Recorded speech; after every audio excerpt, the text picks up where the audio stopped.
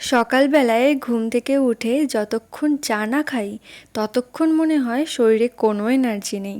তাই তো ঘুম থেকে উঠে বাসি কাজ সেরে আগে চা করে খেয়ে নিই।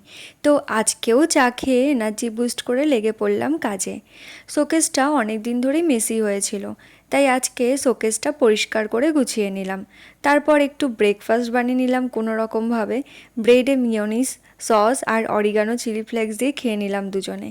খেয়ে বর আবার বেরোলো ওর কাজে, আর আমি কাচাকুচি করে ছাদে সব মিলে দিয়ে আসলাম। ছাদে যা রোদ, ঘরে এসে সব অন্ধকার দেখছিলাম। তারপর স্নান করে চলে গেলাম রান্না করতে।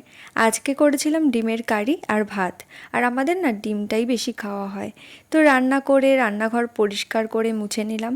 তারপর খাওয়া দাওয়া করে একটু ঘুমিয়ে নিলাম। আর সন্ধেবেলা বর এনেছিল নিমকি মাখা, যেটা দেখে আমি তো খুশিই হয়ে গেলাম।